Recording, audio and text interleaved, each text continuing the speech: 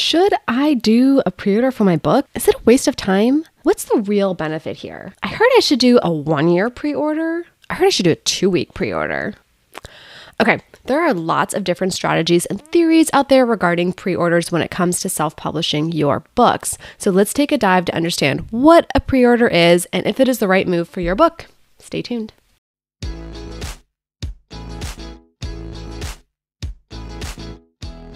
Hi, I'm MK Williams. I'm an author and independent publisher. I love sharing my insights about all things self-publishing with you. Before I get into the details about today's topic, don't forget to hit subscribe. You'll be notified every week when I release new videos about self-publishing, making a career of being an author, and now being a mompreneur.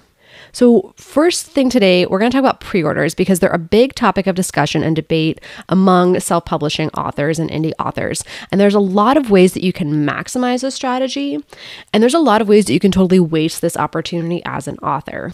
And so today we're going to go over the different questions that I've had people ask me about with this strategy so that you can decide what you should do for your book. Because really there's only one right answer and that's for your book. So what worked for one other person may not work for you. What didn't work for somebody else might work for you. So first, let's understand what is a pre-order and how do traditional publishers make use of it. So a pre-order or pre-sale for your book is when it can be purchased before the publication date. So this means that you could go onto barnesandnoble.com, amazon.com and click purchase. And then it'll say, okay, on X date, this will be delivered to you. So you're buying it ahead of when it's available. Now think back to your childhood, or at least my childhood days, when there was a certain wizarding series that would have a new book release, sometimes every other year, sometimes every year. And if you waited until release day to go into your local bookstore to buy said book, it might already be sold out. And so even if you went to the midnight release party, it might even be sold out. But if you pre-ordered the book, you were guaranteed you would have the printed book delivered to you on release day. And it works the same for ebooks. The ebook is delivered to you on release day. So this was a super helpful strategy for that author of the series, who shall not be named, and traditional publishers. So they can see how many books they need to print, they can estimate sales, they can start promoting those sales for awards and lists, and etc. So the pre-order benefits the reader because they get the book, and it benefits the publisher because they know how many to provide. Now, how can this benefit self-publishing authors? So we don't really need any early sales account for how many books to print because we do print on demand. For the majority of self-publishing authors do print on demand. Ebooks are digital, so you don't need to know it ahead of time. So why should we even consider a pre-order as an indie author? So first of all, your sales during pre-order all hit at 12:01 a.m. the day the book is released. So this can help your rankings and get a boost on day one. However, it appears that Amazon is counting the ebook pre-orders the day of the purchase instead of the day of launch now. So that may edit how you view this strategy, but you still get a ranking boost along the way. They also have their bestseller list and their new releases list, which is based on the first 30 days a book is live. So if you want that shiny orange sticker, that first 30 days is really helpful, and having a lot of pre-orders can really help during that time frame. And the second reason that self-publishing authors can make use of pre-orders is that people need deadlines. Your readers need a specific date to purchase by, and it gives you a clear deadline to market to, and you have something to say about the book to drive excitement and new sales. So one thing I always say with book marketing is you have to have something to say about the book. And so most readers nowadays are aware of pre-orders. I would say the super readers, like the power readers, they're aware of how it can benefit authors. And it gives you something to say to be like, buy this day, buy the book. Now, how can pre-orders hurt self-publishing authors?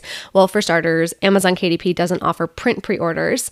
So we have to then use an aggregator. So that has to add to our strategic difficulty of we can't just use one platform. We have to use multiple platforms to be able to have a print pre-order. We can do the digital pre-order on all platforms. So technology mix-ups can ensue from that, trying to get everything coordinated. So it just takes more planning. It takes more time to just dot all your I's, cross all of your T's. Now, scheduling a pre-order without the final file is available on most platforms. You can say, yes, I will upload the final file later. You can do that on Amazon KDP, on Smashwords, on Drafted Digital. You can say, yep, this is a draft and I'm going to have the final for you, I promise, by the day that I'm listing. Yeah. You know that when you set that you have 4 weeks, 6 weeks, whatever, to get in all the edits. No sweat. I've seen several authors who have had to flat out cancel their pre-orders because of this. Because surprise, surprise, the file wasn't done in that time frame because life happens. And that means that they lost all the pre-orders for their sales.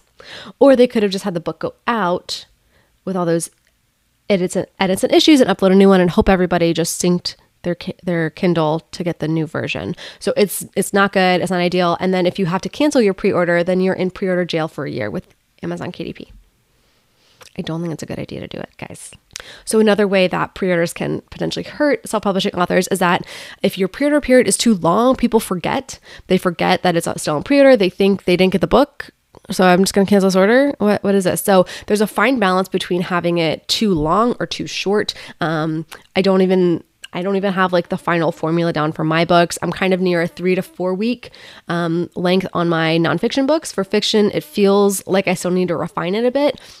And I have 13 books out and I'm still trying to figure this out. So ultimately, you need a plan and you need to feel that you can realistically execute on it. The book is done, that you can promote and post reminders to your audience throughout this time period and provide unique content to help sell the book, right? So that also gives you time to say, hey, you can line up podcast interviews. So whatever length of time you can work to that. Just saying, I'm going to make it for a year.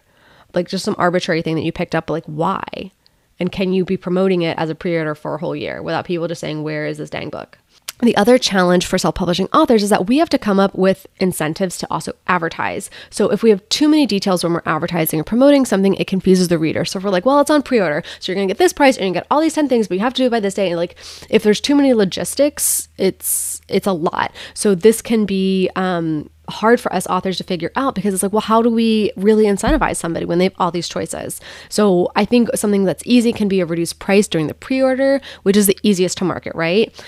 Buy early and save. Boom. Easy to understand. All the way, you could then go more complex and say you get bonus stickers, side stories, consults, book plates, all the things. So as long as you can very clearly communicate it to your audience that they understand it, it can be a benefit to you. But if it's getting too complex even for you to understand, take a step back, keep it simple, because that way, your readers are going to understand the benefit, why they should pre-order, and you can execute on it. When someone pre-orders on Amazon or the retailer, we don't get their info. So we also have to advertise to the reader, hey, when you pre-order, let me know that you pre-ordered so I can send you XYZ item. So again, you're asking this early reader to purchase and to do an extra task for you. So we want to make it as clear as possible what you want them to do to get said benefit. All right, how do I set up a pre-order? Can I do a pre-order for the ebook and not for the print? Can I get reviews when my book is on pre-order? So these are several questions that I kind of get all the time. And so once you've decided to do the pre-order, you're going to get into some nitty gritty details. So like, how do you set it up? I actually have an entire video I'm going to link up here of how to do that, of the buttons to click on each platform. So you're going to go watch this video if you've actually decided to do the pre-order at this point. Now, doing a pre-order for one format but not the other is also an option. So you could have the ebook on pre-order, but then the print book is just available for sale. And you could have the ebook on pre-order and then upload the print book on your launch day and all the combinations in between. So you have to remember to just market this super clearly. If I'm the reader, I see I can buy the paperback, but I'm about to travel. I'll just get the ebook, but then the ebook doesn't arrive because I didn't notice that the print book is on sale, but the ebook's on pre-order, then as a reader, I may not like that. So just make it super clear when you're marketing this, if one's available, but one's on pre-order, why, the difference. Again, as of right now, you cannot give reviews on books that are on pre-order. So I've seen some authors have one format on pre-order, the ebook, and the other, like the paperback, is live for the express purpose of getting reviews during that time frame. It's up to you on how complicated you want to make it. It can be a nice benefit to have reviews there. I think most people understand, like, oh, it's on pre-order, so nobody has it yet, so of course there's no reviews. But again, it's up to you, and I wish I had a clear answer for you which one is best. It really depends on the author, how big your audience is, and how complex you want to make your life. If this is your very first book launch, maybe you don't do a pre-order because you're like, I just want to get the thing across the finish line and I can work on that kind of a strategy later. Or you say, no, I definitely want to pre-order. It's only going to be 4 weeks. The benefit is just going to be a reduced price.